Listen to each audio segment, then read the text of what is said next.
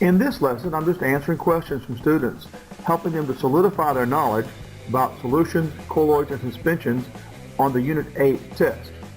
The question that's proposed here is, what is the percent mass of 10 grams of aluminum sulfate dissolved in 100.0 grams of water? And then what is the freezing point? The percent mass will be calculated from the mass of the aluminum sulfate. We don't really need to find the formula correctly here, but just so you know, aluminum is in this column of the periodic table, and that ion is always 3 plus. Sulfate is here, and ions that are in this column like this have a 2 negative charge. So aluminum has a 3 plus charge, sulfate has a 2 negative charge, so this is they have 2 of these and 3 sulfates. There's the formula, okay? So the mass of 10 grams of aluminum sulfate goes on the top. The mass of both the aluminum sulfate and the water go on the bottom, because percent mass or percent concentration is always both the solute and the solvent. If it gives you the mass of the solution, you just put that in there. But if it gives you the separate masses of the solute and solvent, you've got to add them together.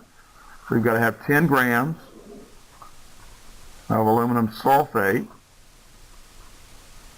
plus the mass of the solvent, which is 100 grams of water.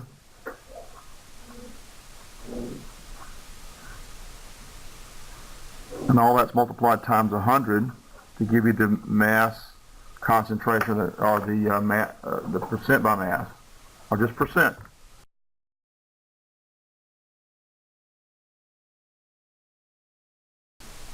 And we get 9.0909 and 09 and so forth, right? Just keeps on going, I believe. Like the Energizer Bunny.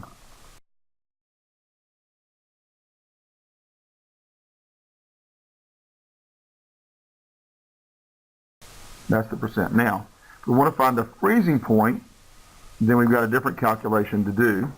We need to find the kilograms of the solvent, and we need to find the moles of aluminum sulfate. To find the molar concentration, we have to find the moles of the solute over kilograms of the solvent. So we need the molar mass. Since we have the solute in grams, we've got to find the molar mass in order to convert it. We've got aluminum and sulfur and oxygen. On your periodic table, aluminum is 26.98. Sulfur is 32.06. And oxygen is 16. We've got 2 aluminums, 3 sulfurs, and 12 oxygens. Okay, so 2 aluminums. This 3 outside the parentheses means we have 3 sulfurs, and the 3 outside the parentheses with 4 oxygens inside means it's 4 times 3 or 12 oxygens. Now you have to be careful when you put this in the calculator, because when you multiply 16.00 times 12, it's going to give you 192. You have to know there have to be 2 more digits over here. Okay? Because this is like adding this number to itself 12 times, and there's no numbers to be rounded off when you do that. So we're going to add these numbers together now, and we get a total molar mass of 342.14 grams of aluminum sulfate. That's equal to 1 mole of aluminum sulfate. All right, so since we're starting out with 10 grams of aluminum sulfate, we're going to put 10 grams of aluminum sulfate on the top here. Over 1, we're going to use this equality statement to build a conversion unit, 342.14 grams of aluminum sulfate.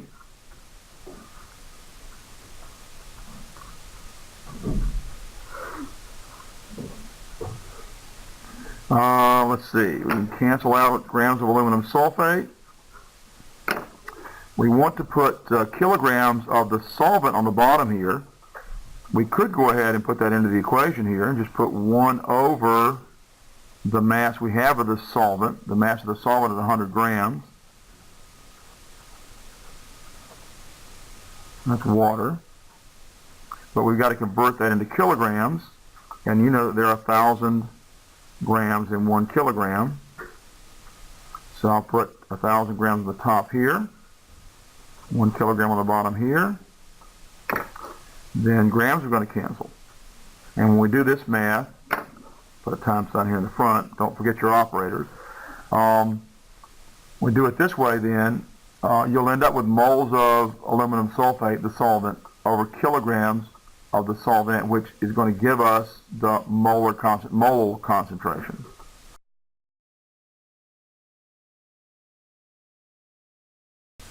And then I get a 0.2922780.14848.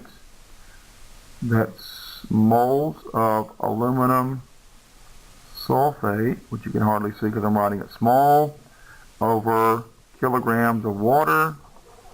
Round that off to 4 digits, 1, 2, 3, 4. 0.292, this 7 makes it right up to a 3. Moles of solute over kilograms of solvent is molal aluminum sulfate solution. So that's our molal concentration. Okay? The equation, and it is in your test references, for this calculation is right here. And we're looking for the freezing point, so this is the one we want here. It's the same equation for freezing point change and boiling point change, only you're looking for a different K value, okay? They have I up against the K sub F, but that means I is multiplied by K sub F, okay? I don't know why they would put a time sign here and not put a time sign there, but okay, you just got to know that, all right?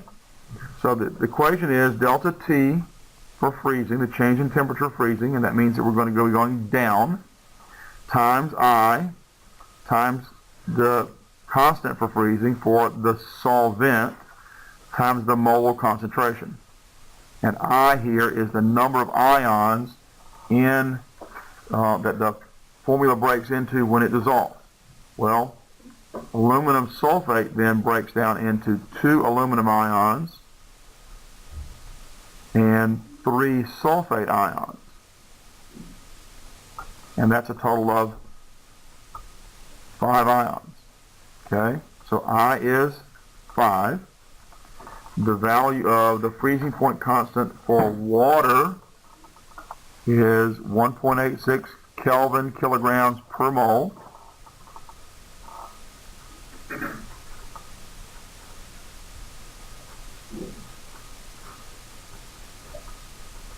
The molar concentration is, that's the M here, is 0.2923 moles over kilograms. That's going to allow us to cancel out moles and kilograms here.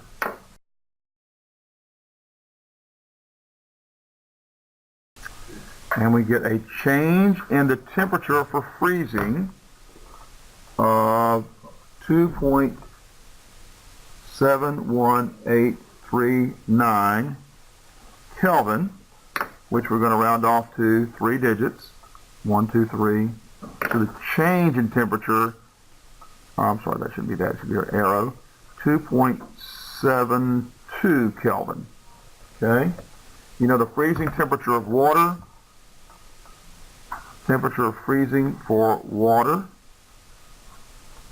is 273.15 K. And since the temperature is going to go down when you put solute in the solvent, and the solvent's water here, we're going to subtract because it's got to go down in temperature. So that's subtract 2.72 Kelvin.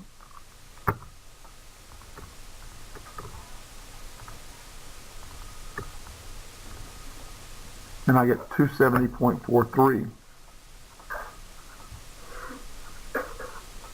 Okay, now the question didn't ask for it in degree C. What? Oh, the temperature didn't the question didn't ask for this in degree C, but if you're going to convert degree C from Kelvin, you subtract 273.15. Show an example of how to calculate the new boiling point of a solution when it has been dissolved. What's the solvent and how much do we have? You can just pick anything you want to. We'll figure it out. All right, copper chloride. Which copper? Copper 1 or copper 2? Copper 2 chloride. There's our solute. All right, what's the solvent? It must be water because it's the only one we have a KF and KB for. How much solute do we have? 20 grams? Okay. And how much solvent do we have? 300 grams or 300 milliliters? What are we talking about? Okay, you want to put a decimal place here or a zero after? All right, so we got to find the molar mass of this, right?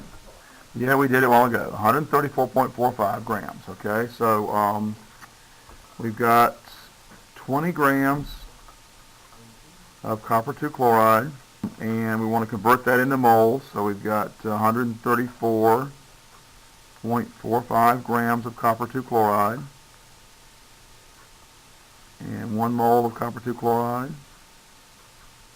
Okay, comes from this equality statement we always write when we do the molar mass calculations in this class. And when we cancel out grams, and we get moles of copper 2 chloride. And we've got to have, in order to get to, we're going to need molarity to do, molality to calculate boiling point increase. Molality is moles of solute over kilograms of solvent. So we've got moles of solute now. We just got to put over the kilograms of solvent. Right now our solvent is in grams. We can still put it on the bottom. I could have put it right here, okay, if I wanted to. So it's no problem if you want to put 300 grams of water here and then convert over here. It doesn't matter. I'm just breaking it out into separate steps here. So our solvent is water, and we've got to convert that into kilograms, and you know there are 1,000 grams in 1 kilogram. So 1,000 grams, 1 kilogram, cancel out grams, and just to check, this is the dimensional analysis part of it. We go left with moles of solute, that's what we need on the top, over kilograms of the solvent, that's what we need on the bottom. Okay, so we set it up right. I double checked to make sure I set it up right. And then has anybody done the math already?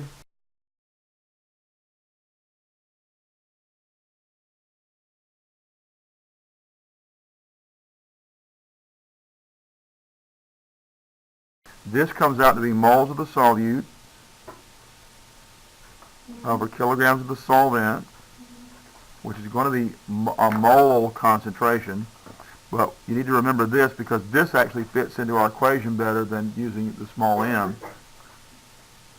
So I answer this 8 makes the 5 round up to a 6, 0.496 molal copper 2 chloride solution.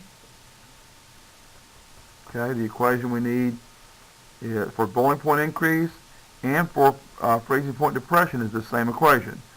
Delta T is a change in temperature times the K times the molar concentration. We just need to use sub B here on these two things because we're looking at boiling point increase. Now the thing to remember is boiling points always go up when you add solute to solvent. Freezing points always go down. Now we need to figure out the I for this. So what is the I for copper 2 chloride? 3. Okay, there are 3 ions here. There's 1 copper ion and 2 chloride ions. You have to know that you have monoatomic ions here. If you have a polyatomic ion, don't try to break up the polyatomic ion. Don't count atoms, count ions, okay? So the previous example I gave you was aluminum sulfate, specifically because I wanted you to see that you break it up into separate ions and not separate atoms, all right? So I is going to be 3. The freezing point constant for the solvent. You're always looking for the freezing point constant for the solvent. The solvent is water, and that freezing point constant here is listed, boiling point constant is listed here, 0.512 Kelvin kilograms per mole, 0.512 Kelvin times kilograms per mole. I'm going to repeat this for one more time. When it says mole exponent -1, it means that goes on the bottom of the fraction, as I did here. Okay? And then we're going to use the mole concentration, but in these units here. So we've got 0.496. That's what we're plugging in here, the mole concentration. But we're going to use these units, moles over kilograms. That's going to allow us to cancel out moles and kilograms. And what we're going to be left with is Kelvin, which measures the temperature we're looking for. Anybody done the math? Guys, you should all have your calculators out practicing this stuff. Okay? The more you practice, the better you're going to be at it on a test. Somebody give me an answer.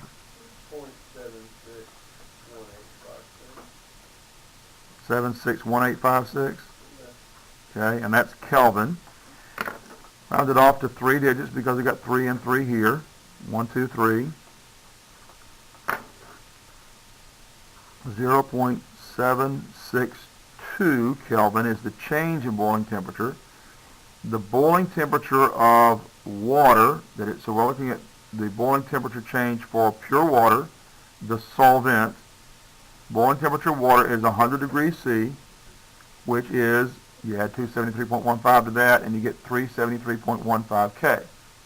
So our boiling temperature for pure water is 373.15 K, and we're going to increase the temperature by this amount, 0.762 K.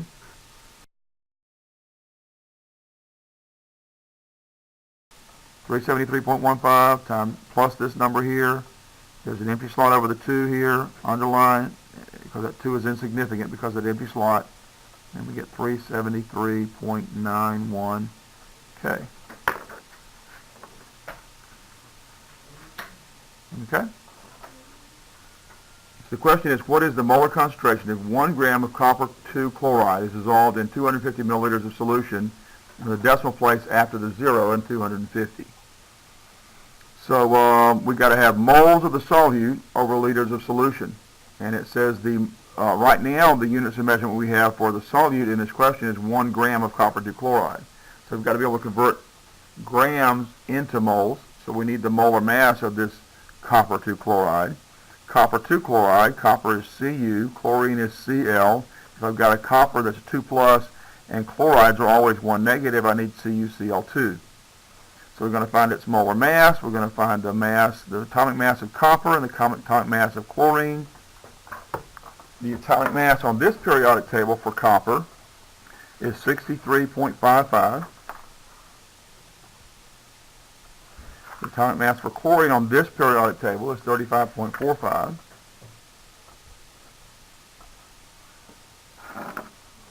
You have to use whatever periodic table that you're assigned to use. It might be different on a different periodic table or in a different class. We've got 1 copper and we've got 2 chlorines. Now I hope you don't make the mistake that a lot of students are making, even though we've gone over this again and again, is that copper 2 doesn't mean there are 2 coppers in the formula. Copper 2 means copper has a 2 plus charge. And you have to be able to look at the periodic table and say, okay, if I'm working with a chloride ion, everything in this column has a 1 negative charge. Okay? All right. So 63.55, and this times 2 is 70.90. And we get 5, 14, 4, and 13. And so there's no empty slots over here to the right, so this doesn't have to be rounded off. This then is the grams of copper 2 chloride, and that's going to be set equal to 1 mole of copper 2 chloride. Okay, so we have what we need to convert our 1 mole of copper 2 chloride, or 1 gram rather, of copper 2 chloride into moles. Put that over 1, And we have 134.45 grams of copper 2 chloride. And the 1 mole goes in the top. And we can cancel out grams. We can cancel out copper 2 chloride here and here. And we've got moles. All right, now, if we're going to do molar concentration, then we want liters in the bottom. We don't currently have it in liters. We have it in milliliters, but it still needs to go on the bottom. And that you can do this as, you can find the answer here and then convert the 250 milliliters into liters and then put the two together, make 3 different problems out of it. I want to make it one problem, okay? So what I'm going to do is I'm going to put the 250 milliliters in the bottom because I know I want the volume on the bottom, and this is a volume unit. 250 decimal place means that all 3 of those digits are significant. That's milliliters of copper 2 chloride solution, okay? Now that's not the same thing as copper 2 chloride. So this copper 2 chloride here cannot be canceled by copper 2 chloride here. These are, the copper 2 chloride solution is treated like a single thing unto itself. So you can't cancel this with this. All right? So I put it on the bottom. I'm going to put it in a fraction like that with the 1 on the top so I can put it on the bottom. And then I've got to convert milliliters into liters, and you know that there are 1,000 milliliters in 1 liter. And anytime you do a conversion unit in this class, I want you to always show me the equality statement it comes from. Okay? Now you won't do that when you take AP Chemistry. You don't have time for that on an AP test. But I want to solidify in your minds where these conversion units are coming from. So that's what I want you to show me the conversion unit, the equality statement that you use to build a conversion unit every time. Okay? So the 1,000 milliliters goes on the top because I want to cancel milliliters here. And the 1 liter goes on the bottom. And when I cancel milliliters, that's going to give me liters of the copper 2 chloride solution. And then I get a molar concentration of 0.02975 0836742. And your calculator might not give you as many digits. That's fine. You're going to just put as many digits as your calculator shows. Yep. And so that gives me moles of copper 2 chloride over liters of that copper 2 chloride solution. That's the units we have left. I have 3 digits here, 5 digits here, 3 here, and so those are all the digits all the numbers we're worried about for finding the significant digits when we're multiplying and dividing. Only the measured numbers like this, or calculated numbers like this, or measured numbers like this probably. So then we're going to look at this, and we see the 2 leading zeros are not significant. There's our first significant digit, 1, 2, 3. Underline the 5 and everything after it. So round it off then to 0.029. This 5 here means we need to round this 7 up to an 8. Moles of solute over liters of solution is molar concentration, and we can just put CuCl2 solution here. Okay? All right, so I can tell you guys are using your phone to be texting too much. Huh? People do that when they're texting all the time. You know that, right? They use shorthand, LOL, and all that stuff. So. All right, IDK. IDK. Sounds like a serial killer, IDK. All right.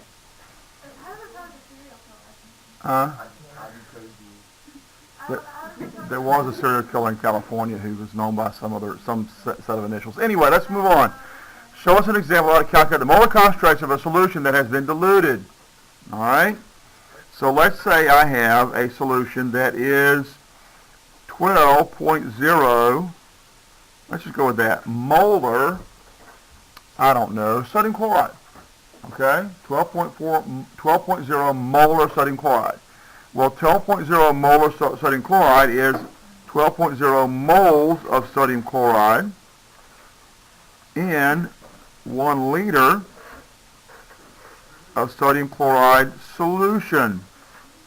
And you have to remember that sodium chloride is not the same thing as a sodium chloride solution, because the solution contains both the solute, which is sodium, and the solvent, which we don't name here, but since we don't name it, it's assumed to be water. Okay? And let's say that we're going to be using, we're going to dilute 2 liters of this down to 4 liters of this, okay? Or up to 4 liters, all right? So we're going to start with 2.0 liters of this sodium chloride solution that has a concentration of 12 molar. And we're going to dilute it down to 4 liters, right?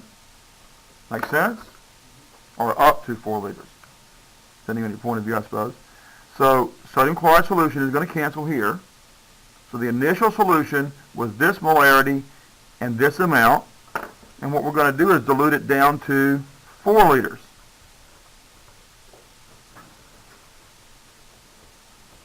Okay, now if you want to differentiate between the 2 solutions, you might say solution number 1, and this is solution number 2. Okay, to differentiate them, if you want to. All right?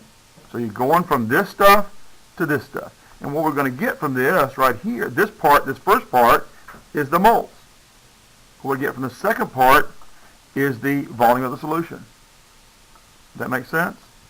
You can break it apart, and this is what I've been teaching you to do for the lab, was to break it apart and do this first and find the moles. Then divide by the total amount of solution, because you were doing 11 different solutions.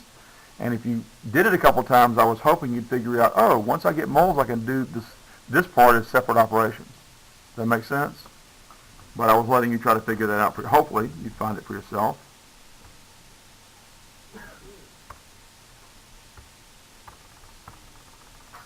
But if you didn't find it out for yourself, that's okay. You still get the right answer. All right, so this question is not very specific. Would you show an example of how to calculate molality of a concentration? What I want to do is to get the questions that are more specific about where we're starting from. Okay? And so the question that has been, in addition to that, proposed is if we have 1 gram of iron, this is iron 3 sulfate, and 250 kilograms of water, what is the molality of particles? We're looking for the molality of particles here. Molality is moles of solute over kilograms of solvent, and so the particles that this is going to form, each one of these formula units is going to dissolve in water and form how many particles? 3. That's what the Van Hoff factor is, remember? I'm sorry, not 3, 5. 3 of these and 2 of these, so 5 is the Van Hoff factor here. But what we have to first do is convert this into moles, and then we multiply the number of moles by that 3, because if we have 1 mole, of this, I'm sorry, I keep saying 3. If we have 1 mole of this, we're going to get 5 moles of the particles. Does that make sense? Okay? We get the 5 from the fact that if we put iron sulfate in water, and we did this when we were doing complete anionic equations, when we put it in water, it dissolves into 2 ions of iron 3 and 3 ions of sulfate. That's a total of 5 particles. Does that make sense? Okay. Well, I will never be 0, but it can be 1. If it's not an ionic compound, then I will be 1. Okay, so if you're dissolving sugar in water, sugar is not ionic, it's a molecular compound, so it's just going to dissolve and I is going to be 1. Okay, now Van Hoff is actually a slightly different number. When you get into higher level chemistry, you have to look up or calculate I in a different way. But for this class at this time, we're just using Van Hoff to be just the number of particles. Okay, that makes sense? So this question is just about, okay, fine. Let's find the number of particles, and let's use that as our, and let's multiply our molality here, okay? Because remember, moles is a counting number. What is the counting number for moles? Where does that come from? How many particles in a mole? Avogadro's number, okay? So if I have 6.02 times 10 to the 23rd particles of this formula unit, how many particles do I have of all the ions that break up? Avogadro's number times 5. Does that make sense? That doesn't make sense? You shook your head. Huh? You're good? All right. I'll move this down a little bit. 1.00 grams of iron 3 sulfate. Now I need to convert that to moles. How do you convert it to moles? The question is moles because you have 1.00 moles. Oh, is it moles already? Oh, wow, that makes it so much easier. It's supposed to be moles, not grams. Good. 1.00 moles of Fe2SO43. So how do you put that over kilograms? And we've got kilograms. 0.250 kilograms of water. Got to have it over the kilograms of the solvent. Water is the solvent here. Now all we got to do is multiply it by 5.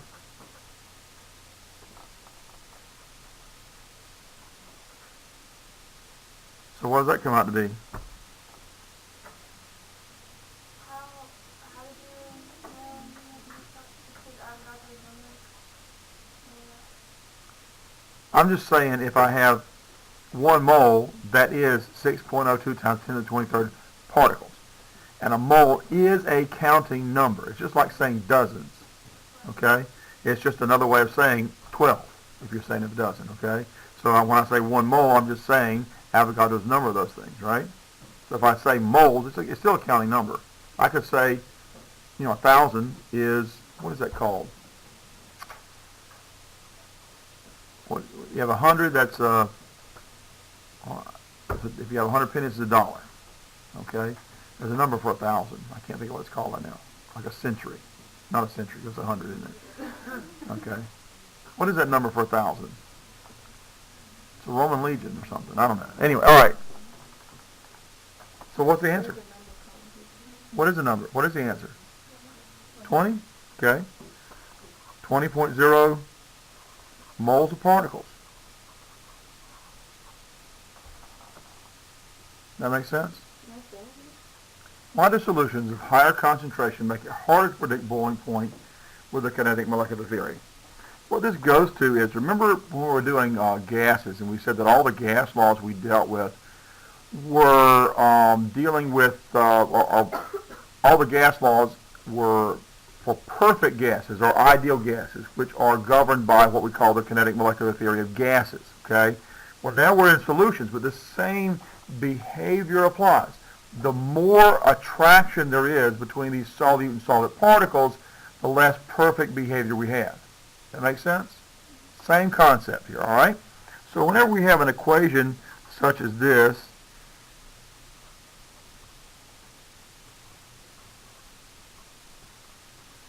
the assumption is that there is no significant attraction between the particles, I stands for the number of particles we get, between the particles of the solute and the particles of the solvent.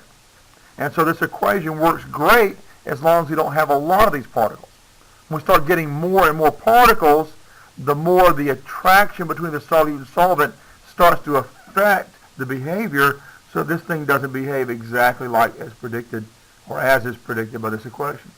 So the question is, how many solute particles in the solvent do you have to have before it's significant? There's not an easy answer to the question. It has a lot to do with the type of particles we have. The more attraction there is, such as between ionic or ions and water, which is a lot of attraction, then it doesn't take a lot of concentration before we start to get off of this perfect behavior. Okay, but if we have two nonpolar things, we're putting propane and dissolving it in octane. Okay, well that's not a lot. There's not nearly as much interaction between those particles because they're nonpolar, so it can dissolve a lot of propane in octane before we start seeing any deviation from the behavior we're looking at here. So this question is, would you show us how to determine when an organic compound is likely to be highly soluble, somewhat soluble, or mostly soluble in water? This is actually a review question from the previous unit. It just carries over into solubility and solutions and such. So water, remember, is highly polar. In fact, the structure of water is such that it will do something called hydrogen bonding. anytime you bond a hydrogen to oxygen, nitrogen, or fluorine, you have the potential to do hydrogen bonding. Water is a bent molecule, so this end of the molecule where the hydrogen is partially positive, and this end where the oxygen is, in fact, there's two lone pairs on the oxygen. There's two sets of lone pairs up here. This is where the partially negative ends are located. Okay? And so hydrogen bonding can occur between water and some other molecule that has this hydrogen to oxygen, or hydrogen to nitrogen, or hydrogen to fluorine bond. Okay? So that's the first clue about whether something is, if it's organic, why it's going to be likely to be highly soluble. If there's an OH group on there, because that's what you can do hydrogen bonding with, that's going to be, there's a potential that it's going to be highly soluble. So a small alcohol, CH3OH, has an OH group on it and a small hydrocarbon grouping. That's highly soluble. Okay? Ethanol, which we just made in the lab, would be highly soluble. Okay? The longer this hydrocarbon chain gets, the less soluble it is. So 5 carbons and an OH on there, that's not nearly as soluble as this is. Does that make sense? Right?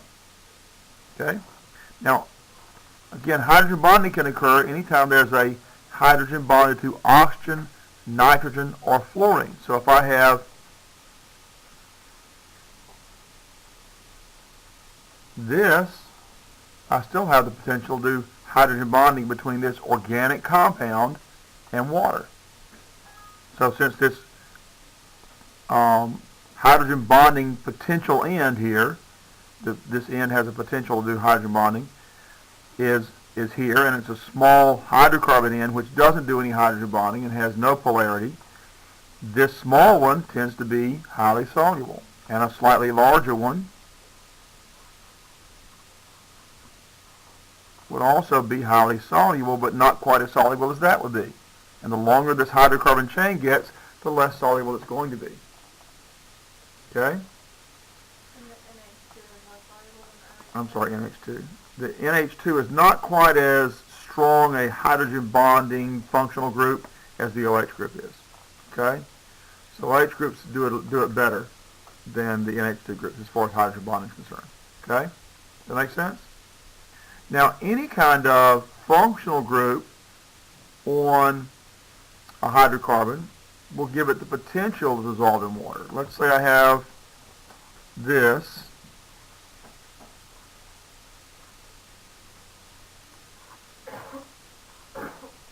And what these things are called? You got an oxygen in the middle of the chain? An ether. Good. Okay. Well, there's no hydrogen bonding here, but the bond between carbon and oxygen is polar. And because this angle here is bent, this creates a polar location. So this can be soluble in water and pretty soluble, but not as soluble, say, as this is, because this is polar, but that does hydrogen bonding. Does that make sense? So the functional groups, the type of functional groups, and the interaction between one molecule and the next govern whether it's highly polar, or highly soluble, somewhat soluble, or mostly soluble in water. Okay?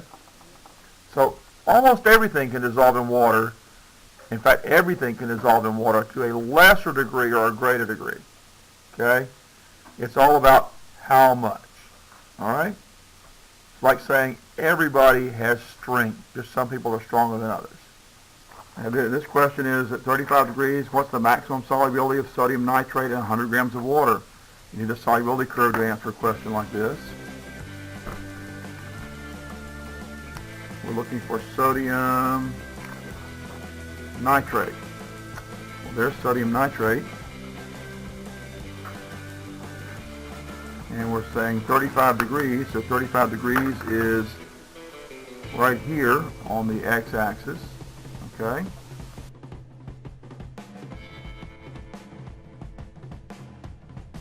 So it looks like about 98 grams.